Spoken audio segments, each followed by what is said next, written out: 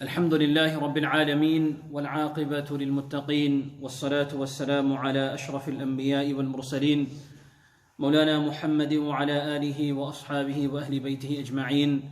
اللهم علمنا ما ينفعنا وانفعنا بما علمتنا وزدنا علما يا أرحم الراحمين. We ask Allah Azza wa Jalla first and foremost to teach us knowledge that benefits us, and then to benefit us from the knowledge that He has taught us, and also to increase us in our knowledge. And we send salutations upon the Prophet sallallahu alaihi wasallam, on whose sunnah we strive to be upon. And today is the sunnah of the Prophet Ibrahim alayhi salam. And subhanallah, these 10 days of Dhul Hijjah are the most blessed days. And of those blessed days, yesterday was the most blessed day of the entire year, Yawm al-Arafah. Now, today inshallah, we all know the story of Ibrahim alayhi salam. Okay, and every year it gets repeated, subhanAllah. And it's good, we should repeat it, because وَذَكِرْ فَإِنَّ الذِّكْرَى تَنْفَعُ الْمُؤْمِنِينَ. When you talk about something, it's beneficial. But what I want to do today, inshallah, I want to pick at different parts of that life of Ibrahim alayhi salam, the different stages. And inshallah, we're going to talk about some of the lessons that relate to us in our lives. We need to be able to relate it. No point talking about a story. There's a lesson behind the story. We all know the story of Ibrahim alayhi salam, but how many of us reflect on those points and take away the important lessons that are there? Because Allah didn't put the story of Ibrahim alayhi salam as a book of story. It's not a book like Harry Potter. You understand? It's not a novel. It's there for a reason. And that reason is to be able to extract lessons from within that. And so inshallah, we will try in the short time that we have as much as possible. So we'll go from the beginning, and it's not going to be in any chronological order, but we'll look at the different points. So first and foremost, and this is important for us as individuals, as young adults, as young men, young girls, brothers, sisters, it goes for everybody. And for us as parents, more importantly, one of the things that we need to do is be able to teach our children how to communicate. Something what I call fasihul lisan, being eloquent in speech. Why is that important? And where do we take the lesson from this? It's a sunnah. It's a sunnah of Ibrahim alayhi salam. It's a sunnah of all the Anbiya alayhi salatu was salam. But why is it important in this day and age? So we look at the story of Namrud. Namrud was the king at the time of Ibrahim alayhi salam when he was a young man, when he was a young boy. What had happened was, we all know the story, Ibrahim alayhi salam, he didn't believe in the idols, and his own father was against him, his family were against him, his society, community were against him, and the king had heard of Ibrahim alayhi salam. So Namrud called Ibrahim alayhi salam forward. So he brought him in his presence, and he asked Ibrahim alayhi salam one question.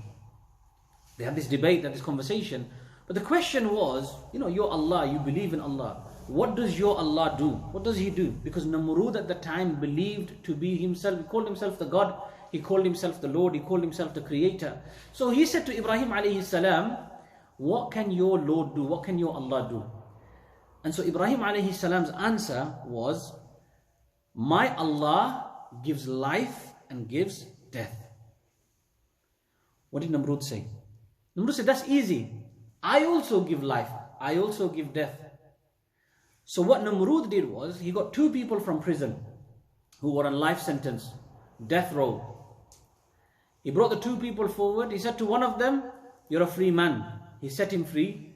And he said to the other one, you're on death row, and he killed him. And Namrud says, see, I also give life and I also give death. Now even a baby will call something like that stupid.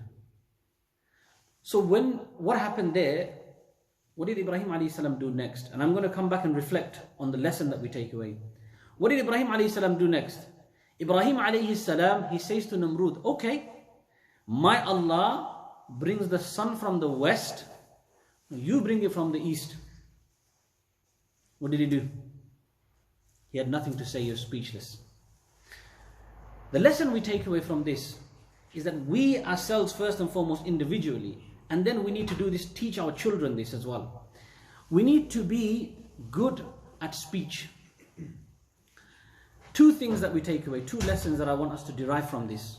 The first lesson, that Nabi sallallahu alayhi wasallam, he says, min husnil islami mar'i tarkuhu ma la ya'ni. When you're conversing with somebody, when you're having a conversation, you're debating with somebody, if it doesn't mean anything to you, if it has nothing to do with you, min husnil islam is the beauty of Islam. If it has nothing to do with you, let it go. Don't waste your breath.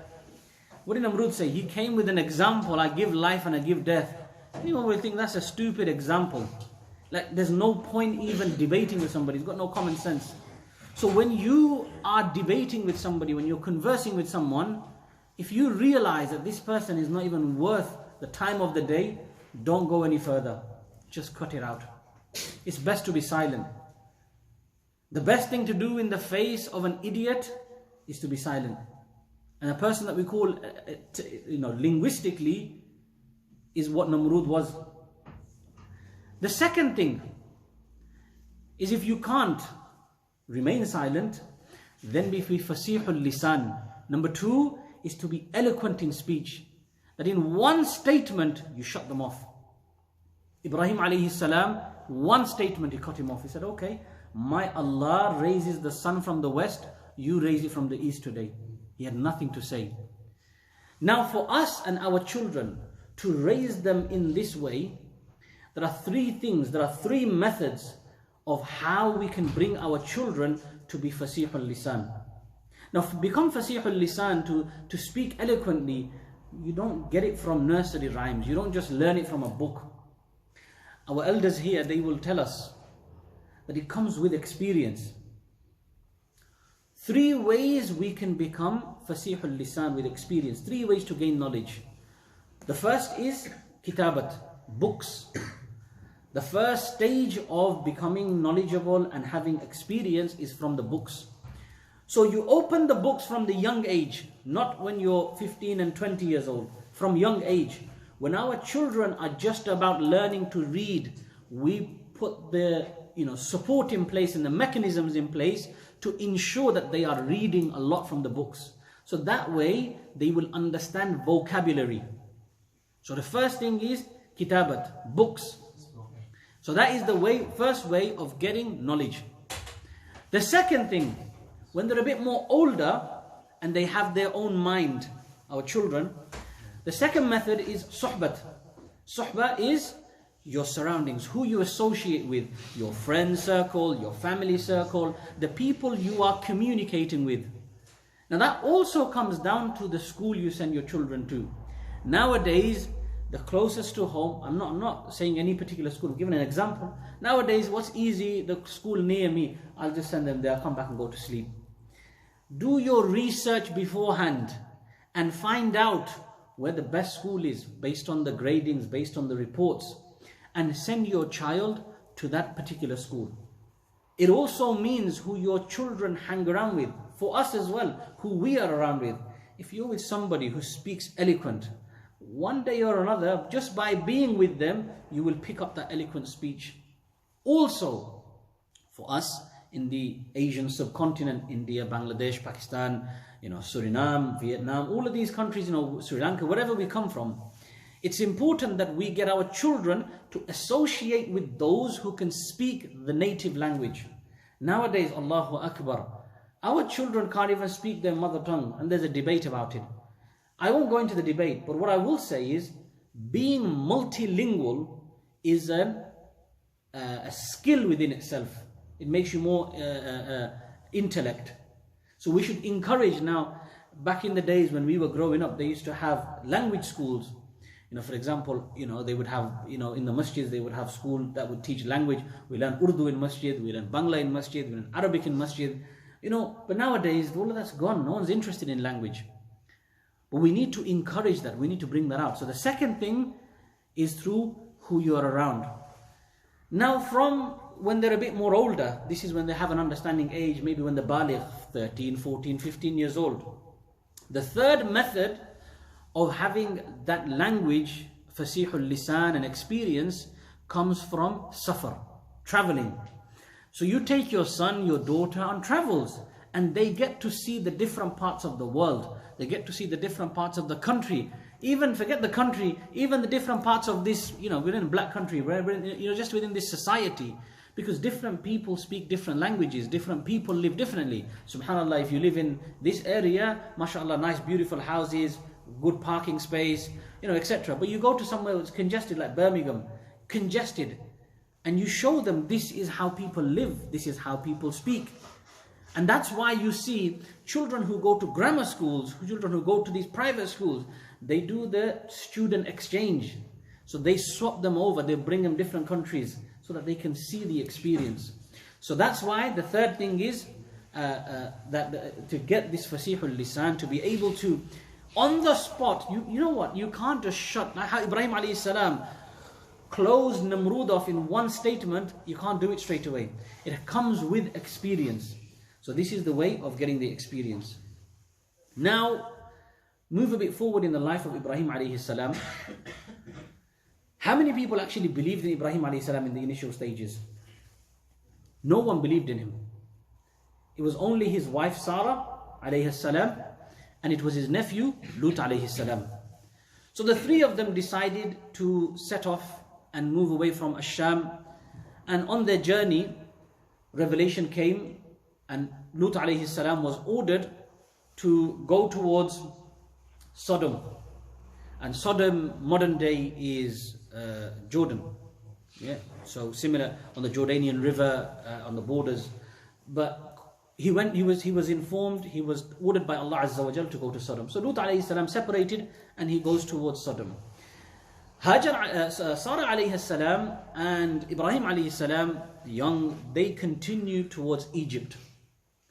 So from Ash-Sham, they go towards Egypt. Now at the time in Egypt, there was a tyrant king who would, any women that were beautiful, he would take them and he would make them slaves, servants, or he would marry them. But he would basically kill off their husbands.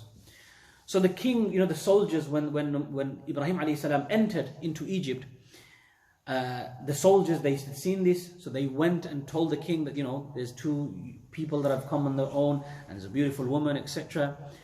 And so what had happened was, the king had told the soldiers that if that man is the husband, then kill him and bring his wife to me. So that was the instruction. If it's the husband, kill him off. So the soldiers set out. In that time, Jibreel alayhi salam comes to Ibrahim alayhi salam and tells him what's happening. So Ibrahim alayhi salam, so just a point here, that our ulama say that Sarah alayhi salam, she was the most beautiful, she had extraordinarily beautiful. And at the time, our ulama say she was the most beautiful woman on earth at the time. Some ulama say that after our mother Hawa alayhi salam, she is the second beautiful woman ever to be set foot on this earth, subhanAllah. So that is the beauty of Sarah alayhi salam. And she didn't have this fake, beauty on, subhanAllah, that we see, some people just plaster over their faces, etc. MashaAllah, she had extraordinary, she was beautiful. So khair, soldiers of Jibreel alayhi salam comes, he tells Ibrahim alayhi salam, this is the situation. Now here's another thing, and this is something that happens in this society a lot, but a lesson that we take away. Ibrahim alayhi salam, he said to Sarah alayhi salam, okay, this is what's going to happen, we're going to be captured, not to worry. But when they ask you who you are, you say you are my sister.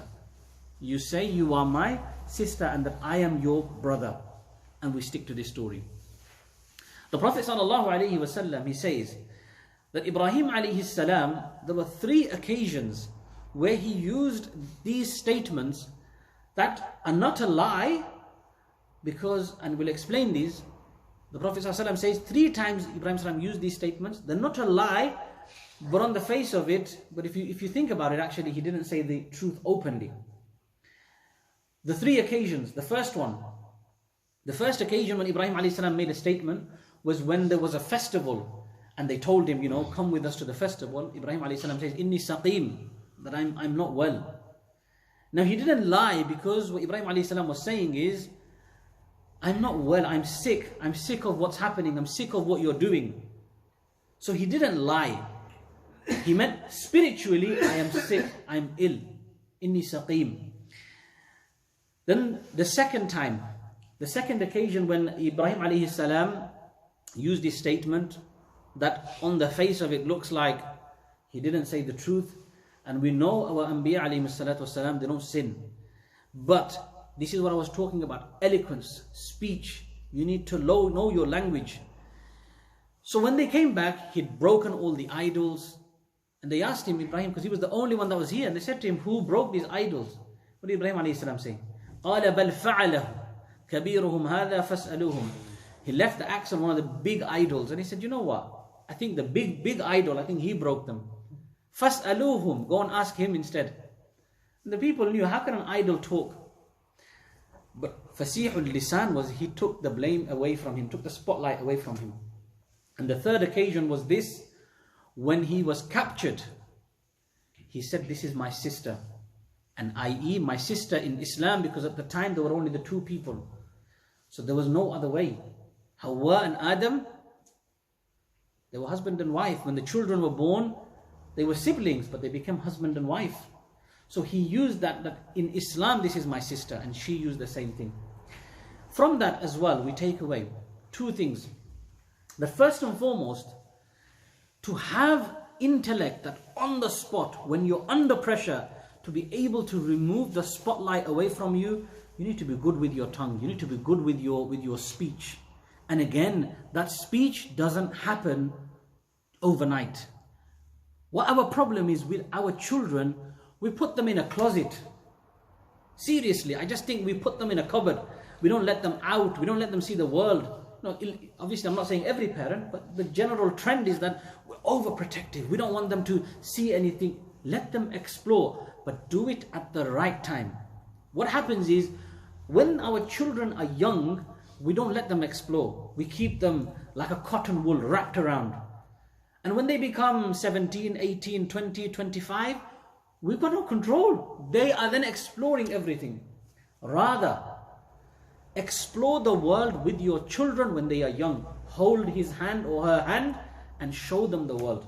So that when they are 25, when they are 30, they have that fasihul lisan, that when a situation befalls them, they know exactly how to get out of it. And there's nothing wrong with that. Second lesson we take away. So whilst we're on this story, I just think it's a beautiful thing that we talk about this. So what happened was, and this is a beautiful thing, another lesson that we're going to take away. When this king had captured Sarah alayhi salam, obviously he put Ibrahim alayhi salam in the room, didn't kill him. Sarah alayhi salam, he told his servants, take Sarah alayhi salam, get her ready, he's going to marry her, put her in his bedroom, and he's going to go there. So the servants, they hurry up, they quickly prepare her, take her to the room. And this is Namrud now. Namrud now comes into the room. And Sarah alayhi salam, look at her piety, her taqwa. At a situation like that, when you're against a tyrant king, it's just you on your own, helpless, and you have a tyrant king. What does she say? She makes dua to Allah and she says to Allah, oh Allah, I worshipped you and I worshipped you alone. I believed in you, oh Allah.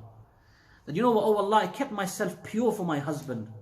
And now I'm about to become a victim. Oh Allah, help me. She was a madloom. She was the oppressed. When she made the dua, the king, this tyrant king is coming towards her. Suddenly he becomes paralyzed. He can't move. And he starts screaming. And he realizes this is from Sarah. So he says to her, you know what? I'm not going to harm you. Release me. Sarah alayhi salam makes dua to Allah. Allah, release this king. Allah releases him. The second time he comes again, Allah paralyzes him. She makes dua, Allah paralyzes him again. He says to Sarah, you know what, release me. And then Sarah alayhi salam makes dua, releases him, Allah releases him again. He comes again the third time. And Sarah alayhi salam, she makes dua to Allah, oh Allah, if you don't release him and his soldiers hear about it, they will kill me. So please release him. And then this king, he makes a promise that, he's not going to harm her. So Allah releases him. And this king starts shouting out to his servants, who's this woman you brought to me? She's crazy. Quickly get rid of her. Move her from here. Save me from her. And so then this king, he releases Sarah alayhi salam. He gives her wealth. And he also gives her a servant. He says, you know what? I've got this one servant. It's a young girl. Take her with you. And so she goes and Ibrahim alayhi salam to carry on with the journey. So, as I said, they came from Asham. Now the lesson for us, and it's going to be throughout this whole journey, including today as well when we summarize, that have taqwa in Allah. The most important lesson from the whole entire seerah of Ibrahim alayhi salam and what we do in these days of Hajj and Qurbani, etc. Everything comes back to this one point, which is taqwa. Have a relationship with Allah. You know, if you don't have a relationship with Allah, you failed. You and I, we failed. You know, father, son, daughter, mom, you know, however you look at it. A child with their parent. Doesn't matter what they do, and they go to their dad and say, you know, Dad, I'm sorry, I've made this mistake. Does the dad ever punish them? No father ever punishes them because they acknowledge their mistake. Let it go. This is Allah who is Arhamur Rahimeen. When you have a relationship with Allah, it's exactly what's going to happen. Khair. I've got so many points that I took out, but I don't think I'm going to make it 3, 4 maybe. Khair. Now, Ibrahim alayhi salam, they came from Asham because there was a drought at the time.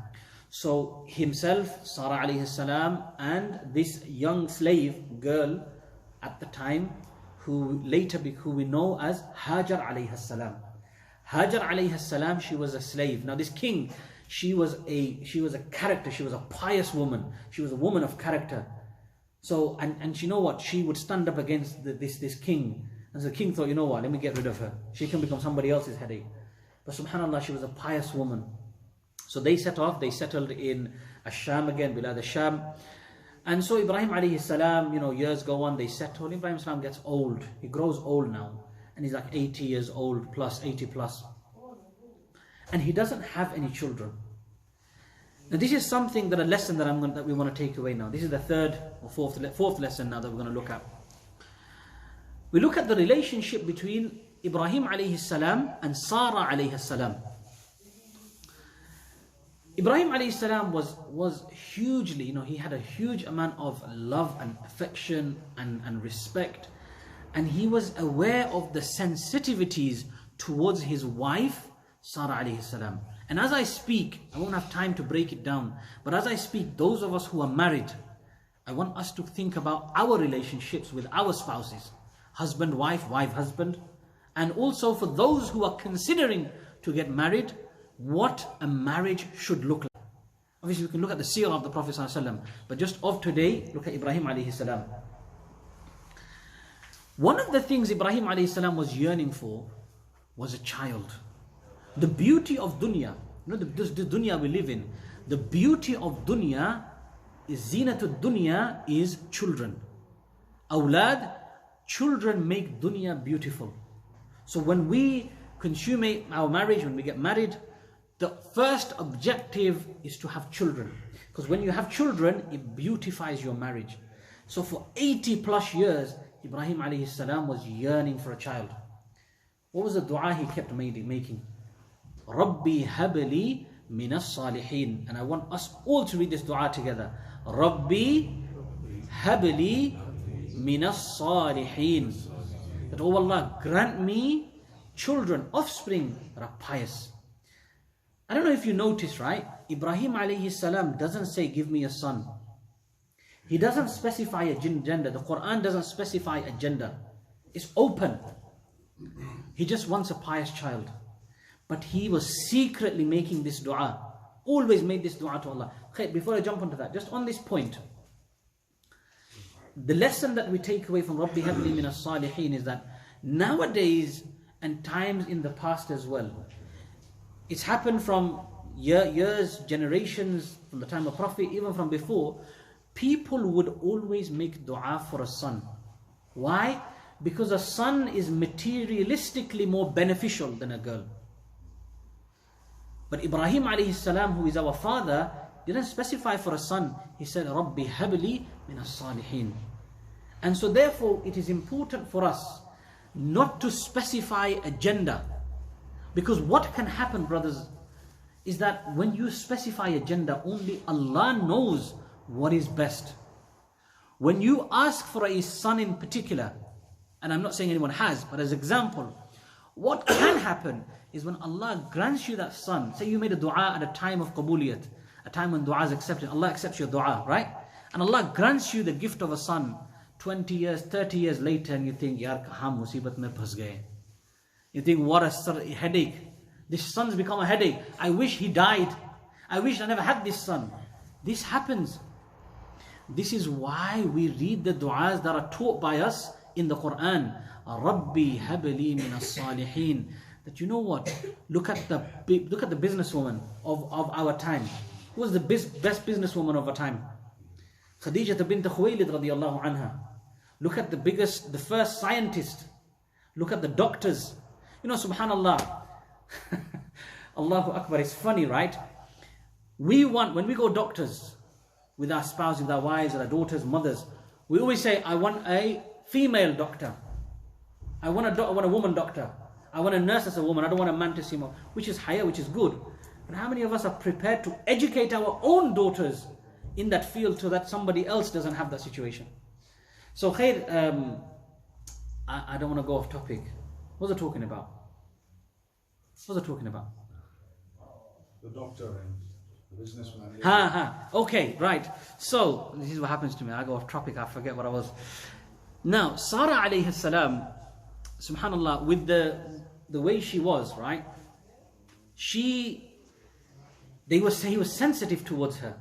He never ever openly made dua. He never told her, I want a son, or that, you're not giving me a child. Sarah alayhi salam, she was barren. She couldn't have children. She had passed the age of menopause.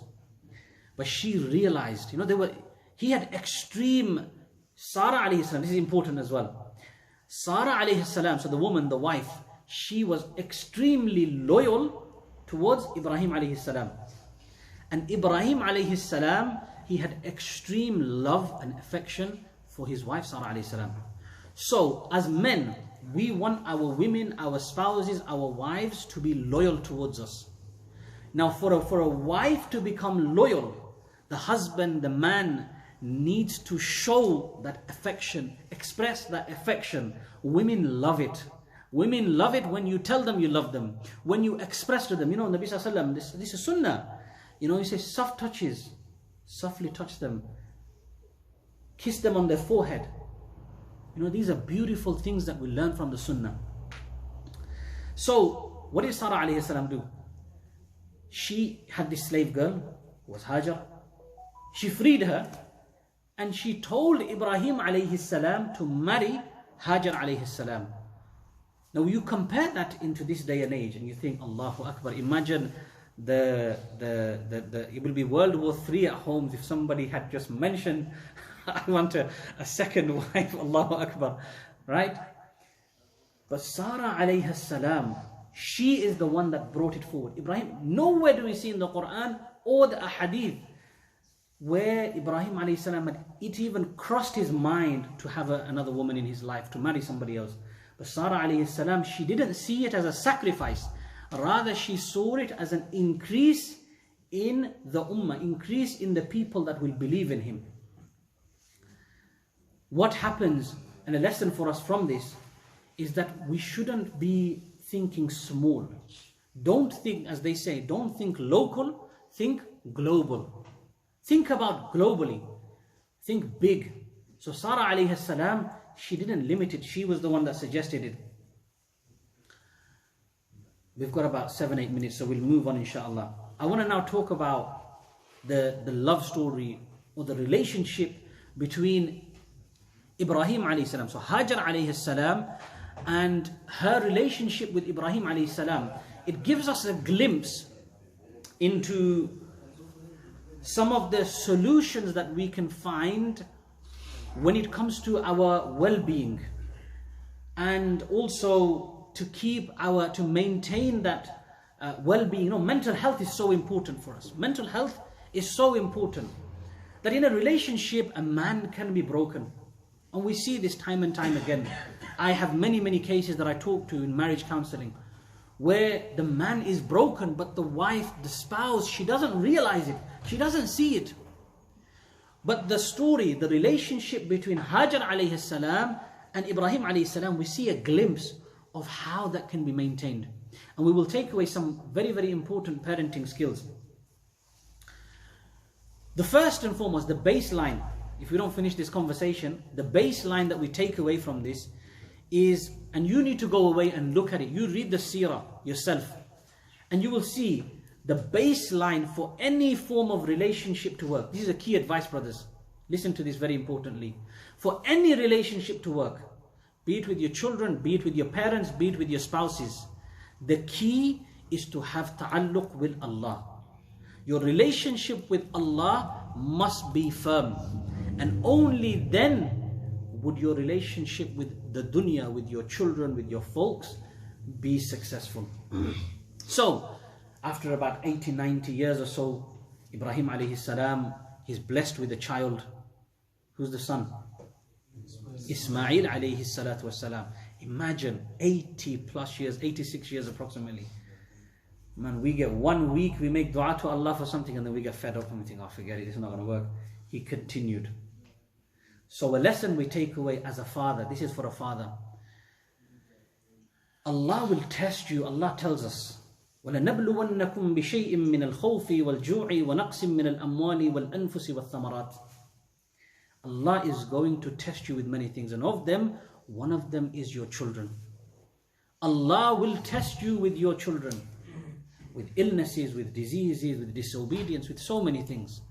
As fathers, as mothers, it's so important we stay devoted to Allah, because إِنَّكَ لَا تَهْدِي مَنْ أَحْبَبْتَ. It's only Allah that gives that hidayah. So Ibrahim alayhi salam, 80 years he carried on. He didn't give up. Now imagine what's going through him and his wife when Allah, well, his wife didn't know, but imagine what it was like for Ibrahim alayhi salam. He's just had a son after 80 plus years. Allah tells him, right, you're in Bilad al-Sham. Now I want you to take your wife and your baby, and I want you to go to a barren land in the middle of the desert, in the middle of nowhere. Imagine what's going through his mind. And not only that, Allah tells him, I want you to go there, I want you to leave them. Ibrahim alayhi salam, fast forward the story a little bit.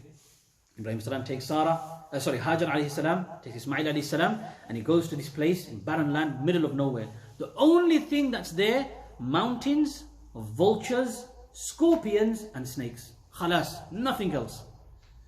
He takes them there, and Allah tells him, I want you to leave your son.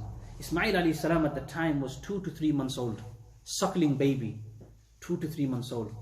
Allah tells Ibrahim alayhi salam, I want you to get up and I want you to leave them there. And so they have very little food, very little water. And I'm going to just talk about one lesson from this, and then we're very short of time. So Ibrahim alayhi salam, he starts to walk now, he's going. What happens is, Hajar alayhi salam, she sees him and he's going, and she's thinking, where's he going? She realizes, and suddenly she becomes scared. And she says to Ibrahim, oh Ibrahim, where are you going? Where are you leaving us? Who are you leaving us to? You have to leave us somewhere. This is a mother and this is a child. Where are you leaving us in the middle of nowhere? Ibrahim alayhi salam keeps his head down and he constantly walks, because he was fearful that if he looks, he may become disobedient. He may turn away from the command of Allah. And as he's walking, Hajar alayhi salam, she knows that he's a prophet and he wouldn't do this wrong. Hajar alayhi salam, she takes a step back and she asks him, Allahu amaraka biha? Has Allah commanded you to do this? And Ibrahim alayhi salam just nods his head. He says yes. And so Hajar alayhi salam, she takes another step. And then she says, she realizes that, you know what? If Allah has commanded Ibrahim alayhi salam to do this, إِذَنْ لَا يُضَيِّعُنَ اللَّهُ بِهَا. Like, at that stage, she realized that if that's the case, Allah is not going to disown me. I've got my Allah. Because without my Allah, Ibrahim alayhi salam can't do anything for me.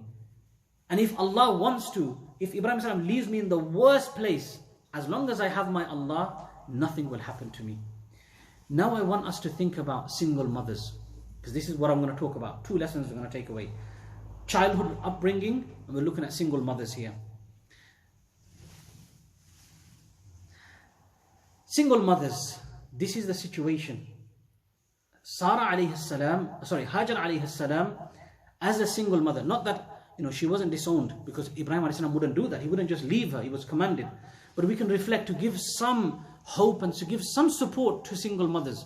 Many of us have daughters who, unfortunately have ended their marriage and they're alone. What is it like for a single mother? She was alone. She had only her son and she had Allah. She raised him. And then we talk about this Safa and Marwa. Are we okay to stay a few more minutes? I just want to finish this off. Is it okay?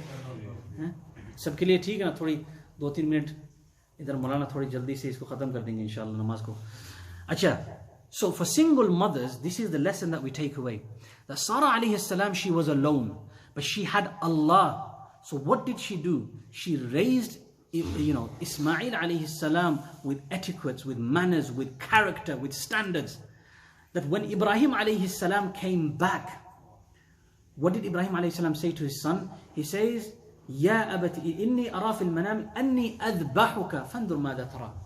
Son, Ismail alayhi salam was probably about 7-8 years old. And he says to him, you know what?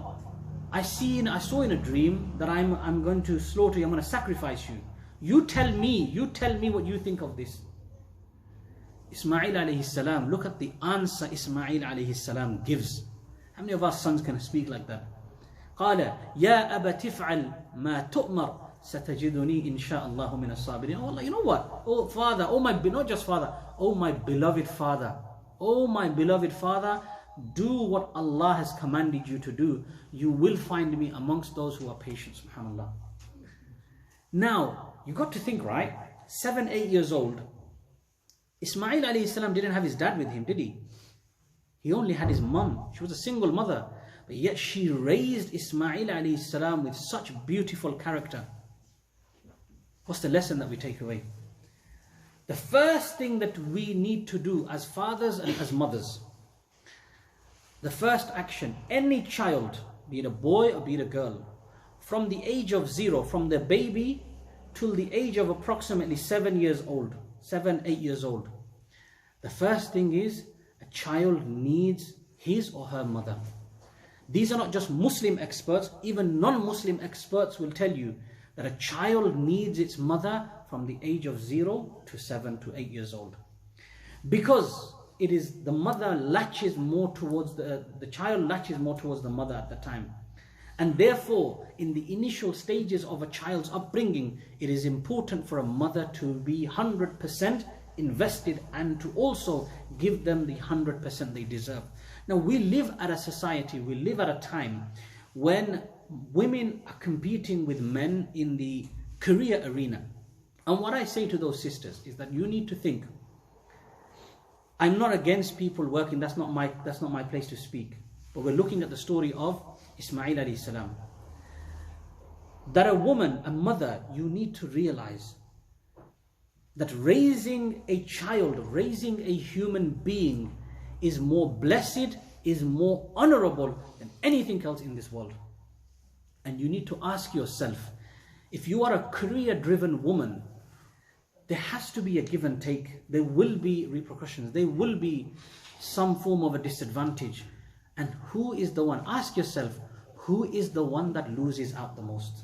And you will find that 99% of the time, 99%, it is the child that loses out. And for us as men, it's important to understand that the beginning years of a child's upbringing and tarbiyah happens from the mother.